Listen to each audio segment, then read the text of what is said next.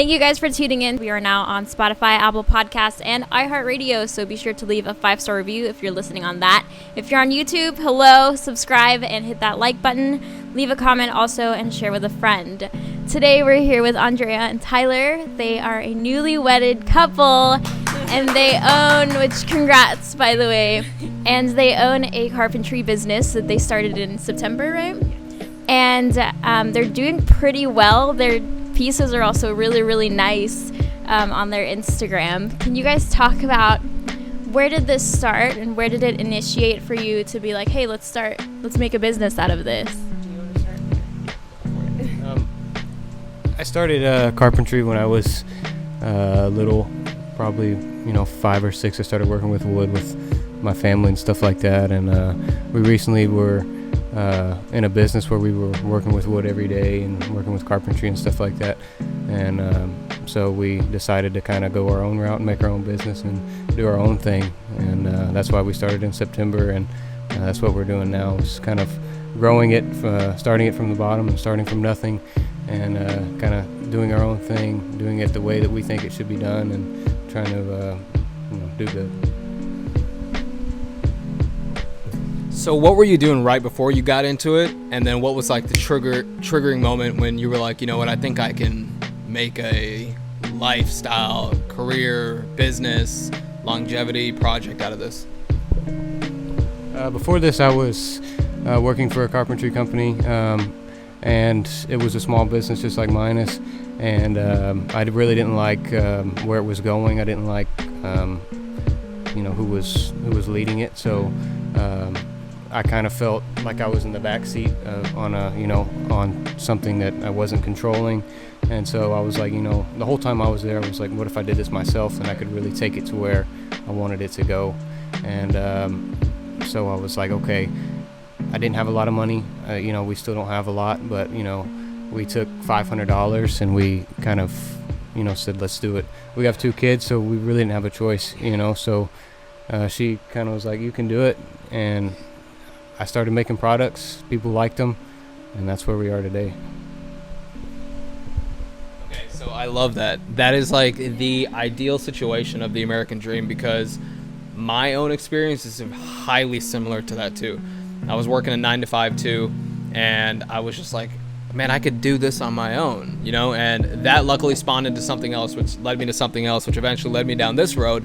But that exact thought process was like, I don't like the vision of the owner, like I feel like I could figure this out on my own, and if it's not this, something else too. So I really like where your mind is. Clearly you're an entrepreneur by heart then. Yeah. That's really interesting. So to be an entrepreneur, you have to take a lot of risks. What is like behind it? You said you have 2 kids. Aside from that, what else drove you to just be like, okay, this is like, can you elaborate on the sentence, I have no choice? I think that's really interesting. Well, when you have 2 kids, that's like the huge part of it. But there's also me and Andrea. We worked a lot. We worked really hard for our apartment, for our cars, for all that stuff. And everybody has bills. Everybody has stuff they have to pay for. So if you step back and you're not making any money anymore, and you're just kind of just sitting at home trying to figure a business out, then all that stuff kind of falls apart and goes away. So that's kind of, you really have no choice to keep up with that income flow and to keep up with all that stuff and to make sure that you're keeping groceries and food and stuff and food on the table and stuff like that. And you could have gone and gotten another job, right? So what was that battling thought that was like, should I get a job or should I do this? What was the reinforcement that was like, no, I'm not going to get another job? And also, to backdoor that, how long was this in your head? Because you must have been thinking about this for a while, right? And then eventually that trigger got pulled at that last job. But like, how long has this been in your head that you wanted to do something like this? So it's kind of a complex situation. There's a long story behind it. I wouldn't want to go over it, but I was about 18 years old, and I was on Facebook, and I noticed people buying like pallet projects and stuff like that. And so I would sit in the backyard I had no money, and I would kind of do stuff like that. And then I got hired on at a company to where I was doing that every day. So it's kind of been in my mind for a long time. but I never had the courage to sit and actually do it, and so that's how long it's been in my mind. But I noticed, like, hey, I can kind of make this work, and I know how the business side works, and I know how the carpentry side works, so why not give it a try? And then do you work a job right now? You do? We're at the point to where Tyler is doing everything. He's painting, staining, and taking orders. And he'll build everything, and then I work 2 to close. So it's 2 to 11. And I'll get home after work, put the babies to sleep, and I'll go downstairs and paint and stain everything. It's big orders to $1,000, $2,000 orders in one night. So it's I'm staying up till 5 or 6 in the morning trying to get these orders done. And so we're stepping back and we're okay, so I need to step out of where I'm at, and I need to step into the business and help grow the business. Because if I was putting the time that I'm at my other job into our business, we could just flourish and just go above and beyond where we are right now. Because we're getting so many orders in that we can't we have to schedule them out further, because we can only do so much in a day. But if I'm working full time with So-Tex, we can make all those orders happen and take in more. Yeah. So it's pretty exciting. Okay, yeah. I like everything that you just said, because that's the true hustle and grind of an entrepreneur too. So that's when I started these guys, you remember she was at a job still when I started this, and she would get back home at 8 p.m. and stay up with me and Richard, my other business partner, till 3 or 4 a.m. But we didn't care, because we knew that we were eating from it, so we were ready to just keep putting the time in. And then eventually she stopped, got on board with us, and we were okay, we can outsource things now. We can put more time into the business, more time into the vision, how to grow the brand, and maybe hire a couple people to start helping out with the minor details too. So the aspect that you have, the work ethic in you, and he clearly has the vision. It's a really good, it's a good balance, especially if you're looking to totally put your time into it. I think you guys would really just skyrocket for sure. Was he hey, babe, come paint this wood? Pretty much. Well, for a moment where he was working at the carpentry business, I was working there too. He'd be the builder, and I would paint and stain for the business. So that's where I learned the trade. He was learning, I think he already knew how to do carpentry, but I learned how to paint and stain at that place. So it's we got a pretty good team going, I'd like to say. But, yeah. I love that. We come from the same company before too, so we have a lot of the same trades, so it works, Sorry. And how do you guys market? On Facebook? Yes. Or talk about? So this market is kind of it's a smaller niche. It's not really like gallery furniture. It's not really like that. It's more of custom built furniture. So yeah.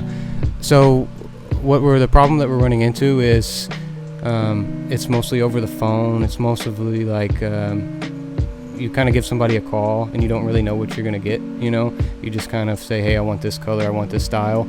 But what we really want to do is make it to where it's interactive online, to where you can design it online. You see everything as it's being designed, and then you get that product sent to your house or installed, or however, whatever product it is. Mostly it's Facebook Marketplace. We do Google ads and stuff like that. But I really I have a marketing plan that I want to kind of start implementing, but we have to have a website where you can design stuff in order to get that going. Are you guys working on a website right now? Cool. And then have you guys tried Pinterest?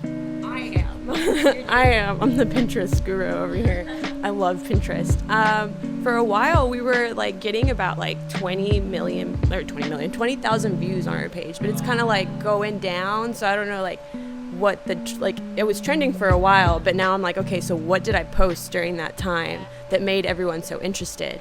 But I mean, all our everything that we've made, I post on there so people can see, and it's getting a pretty good amount of clicks and likes and pins, so we're doing okay. So I just gotta figure out what that trend was and go with it again. Mm-hmm. Yeah, we watch a lot of social media marketing videos and stuff like that, and do search engine optimization, where we just link everything together and then it'll populate on Google and stuff like that. You guys should look into that.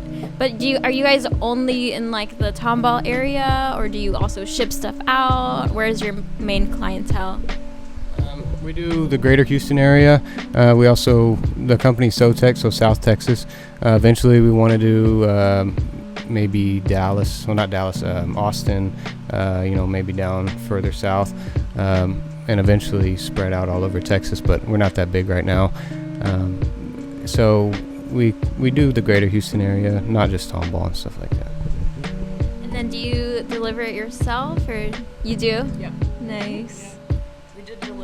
We did a delivery yesterday. It was like, what was it, $1,000 delivery in Tyler, Texas. And we went and installed all the doors. We haven't posted the pictures, but we're going to put them up later on today. Yeah, they turned out really good and looks really good in her house. I saw I think it was like a barn door divider. I don't know what you call that, but it was really, really nice. Like really like kind of country but modern, really Pinterest vibes. It was so cute. Who's doing the designing? Well, that's what I was talking about before. It's mostly people that are coming from Pinterest, and they send me a picture, and so they're like, hey, can you build this? And that's kind of where I'm getting a lot of that stuff from. That's why it's harder in this business to give people a product that they want, over the phone. So if they can kind of design it online, and then it's easier for me to build if I have that. Let's say I were to place an order with you and I sent you something on Pinterest. What's a typical production timeline for you? Right now it's about 2 weeks, but that's because I'm doing it myself. Yeah, I can only do about, depending on the size of the order, I can only do about 6 orders a week.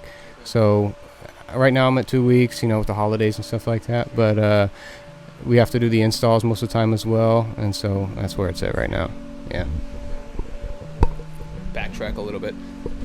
So when let's say you were transitioning out of that previous job into the business now, were you already in the mindset of, all right, let me market this business while you were still there, or did you totally remove yourself and then start the process of the business? And if you did it that way, I'm sure that came with a lot of anxiety. Both ways probably came with anxiety, because if they found out what you were doing too, maybe that was a juggle in your mind. And then when did you hit the threshold to where you were like, okay, this is working, like now let me get out of this business, or let's go all in on it? So when I started a long time ago, when I was 18, I never got any orders. I was just kind of building stuff and people weren't buying it. And so when I was at the previous job, it was never, hey, let me get out of here and start my own thing, and here's what I'm going to call it, and here's what I'm going to do. It was always just like, I probably could do that, you know what I mean? And so one day I went up to her and I was like, look, I really don't like it here. Let's get out of here, and maybe I can one day start my own thing. And so I did. I went and got a few jobs. I was working building the roads, just working communications, just doing odds and ends jobs. And from there I was like, okay, I'm not making a lot of money here, so let me try this carpentry thing and let me see if this vision that I have in my head can actually come to life. And that's when, I started selling just small shelves that I was making for like $20, and they started selling. And so I was like, okay, maybe I can start building bigger stuff and doors and shelves and stuff like that. And it really worked. So as we started getting a lot of orders. And how was your experience as the mommy being like trusting him? Like, how did that come? Were you always like, on board? Or I know that's really heavy anxiety too. Well, whenever he was at the other job, I was on leave from my job that I'm at now. And when he came up to me, it was literally a day that I had went in to help paint and stain. He came up to me and was like, we're leaving. I'm not doing this. Can you go back to work? And I was like, yeah, definitely. And he was like, I know we're going to struggle for a little bit, but we'll figure it out. And for a while, he was just like, he said, working odds and ends. And I was like, I was the one pushing. I'm like, you can do this. Like, I know you want to do this. You know how to do this. Do it. Just take the plunge. And he's like, but we have kids, but we have bills. And I was like, we'll just save up a little bit and we'll just flip it. Like, just make something and hopefully it'll sell, and we'll just keep turning it. And we did, and it worked. And to this day, I'm just amazed. Like, it was scary. I'm not gonna lie. It was really, really scary. There was a couple times where I broke down and I was like, maybe it was the wrong choice. Maybe we shouldn't have done it, but it's terrifying. Mm-hmm. We spent all of our money, and we're sitting here with a few dollars, and with this stuff in the garage that we have to sell. You know what I mean? So if this person comes, like I said, it's all over the phone, so they haven't seen this product yet. And so if they get there and they hate it, what are we gonna do? We're just stuck in the water, you know. Yeah. So how do you market the aspect of a custom designed product? You know, like if there's no website, I'm sure you're using some sort of specific terminology, or is your website designed in such a way that, you know, So-Tex Carpentry, we make custom XYZ, and then maybe you show stuff from the past, you send us your idea, we make it for you. Like how did that process come about, and or what is it? Like I said, it's kind of a niche, so people know it's a thing, so they see these carpenters online and they're like, we can ask these people to make stuff for us. And so I do a lot of barn doors, so they'll send me, you know, pictures from Pinterest and stuff like that. We don't really we do market custom furniture, but the customers kind of bring us their ideas and we build it from there. So it's kind of marketing custom furniture, and it's kind of marketing products at the same time. So you have to kind of rely on them to send you what they want. And if I had the website, then it would be a lot easier for people to notice, you know, how they could design stuff and stuff like that. Next level. Do you have like a approval process for people? Like, do you sketch things out or anything, or do you solely go off the picture and your customers are that like trusted in you that like, okay, we're gonna get what we're telling Tyler to make for us? Yeah, we basically just go off a picture. It's a huge problem in the market right now, or in this type of market, because what happens is people don't like it when they show up, or I bring it to their house and they don't like it. And that happens with all these companies that are doing the same thing. So they have a lot of product that they're reselling online for a cheaper price. So if I can get rid of that, if I can, you know, have it designed on a website to where they know exactly what they're getting, the colors and everything like that, then that problem goes away, and, you know, I'm not losing any money anymore.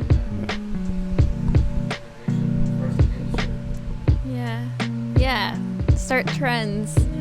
Where do you work out of? Wait. Before that, since you just talked about it, have you run into any issues yourself when you delivered something? And like, what do you do in that situation when a customer's like not happy with what you made?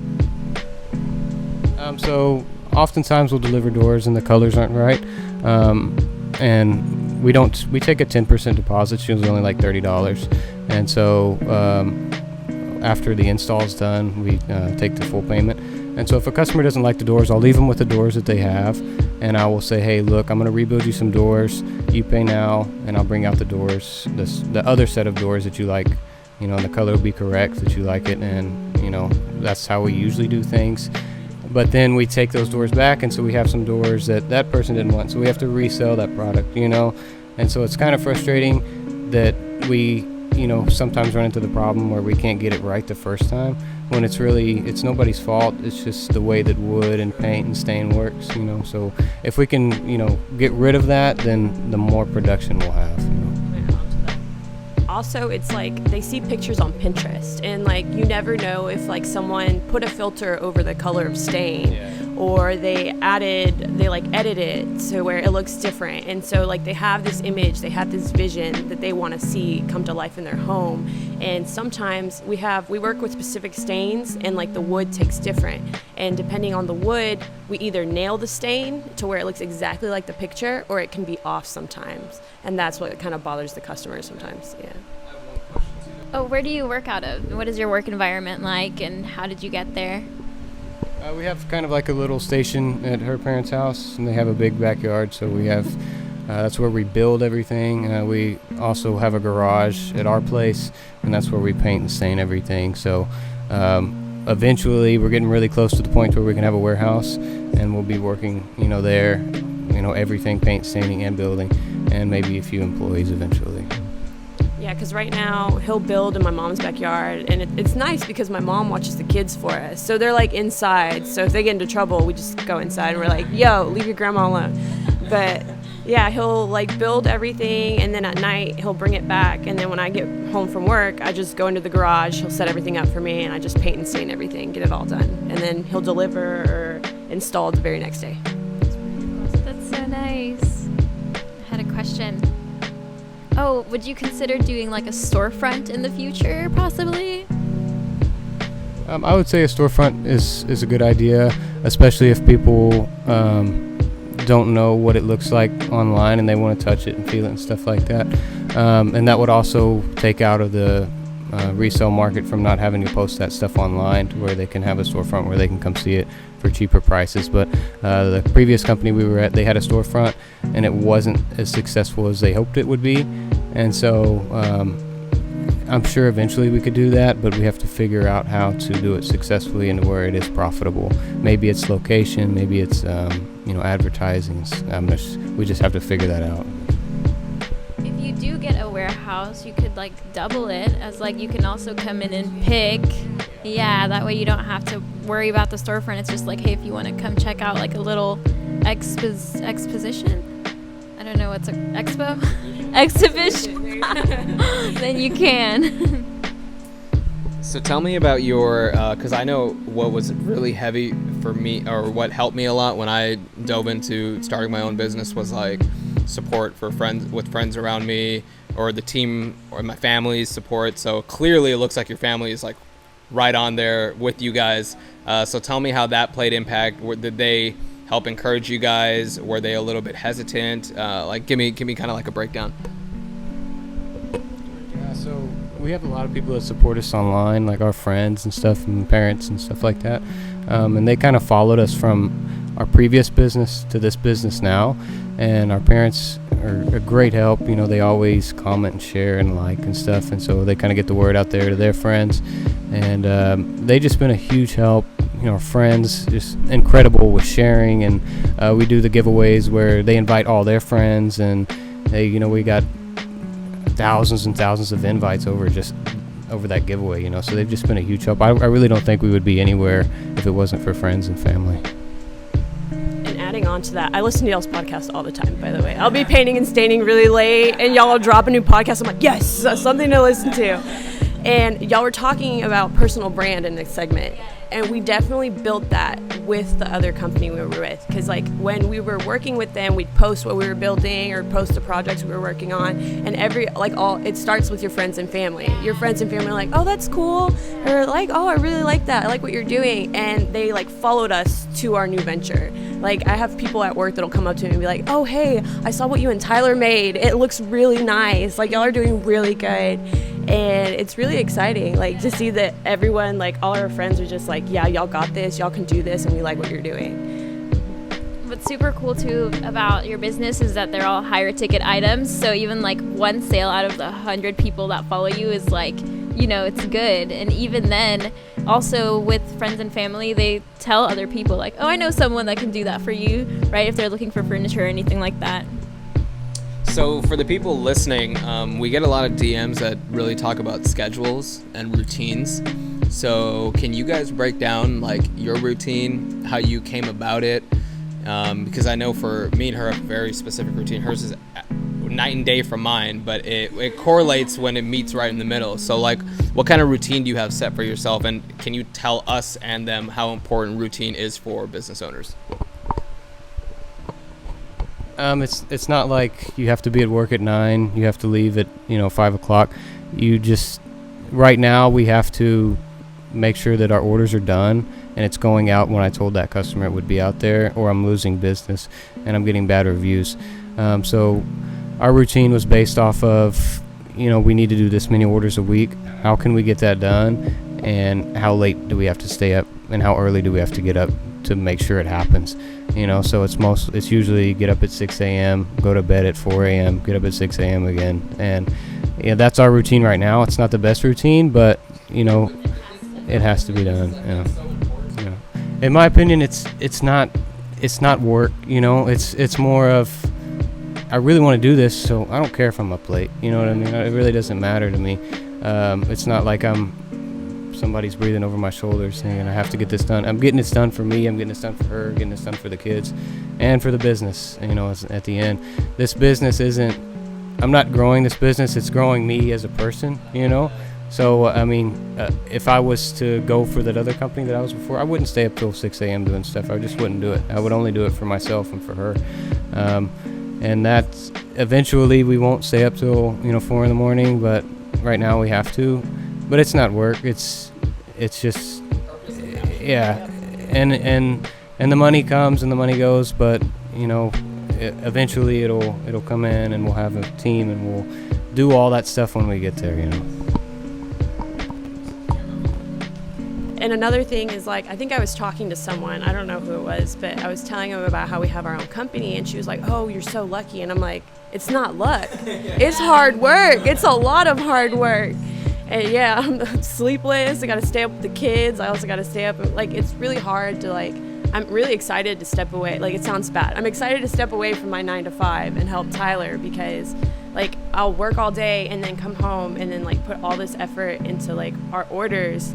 But, like, I'll just be so exhausted. So it'd be so great to just spend all day focusing on our orders and then just come home and go to sleep and relax and have, like, a normal set routine. That'd be great. How long do you think before you can leave your job?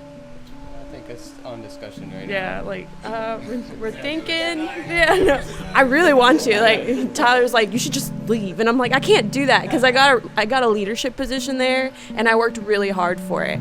And, like, I love it there, but it's just not my passion. It's not something I look forward to doing every day. Like, I look forward to growing our business and profiting, and, like, it's fun. It's a lot of fun. And so I'm excited to step away. So hopefully 2 weeks, maybe tops, I'll be able to step in full time. Pretty excited. I totally understand.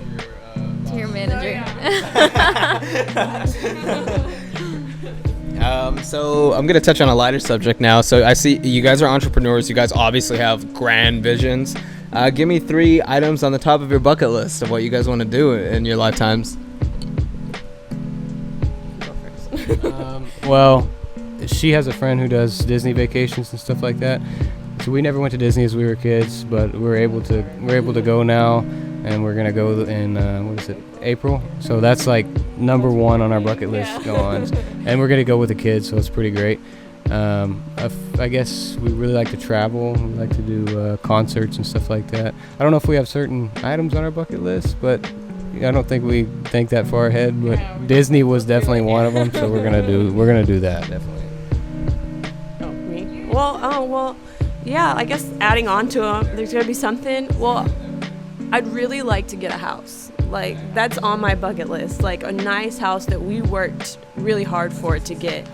How big? Like, maybe 200,000. Not like 500,000, but like a pretty small, decent. Has like a nice bathtub, a room for each of the kids, a nice kitchen with an island, something like that. Not too fancy, but like something comfortable.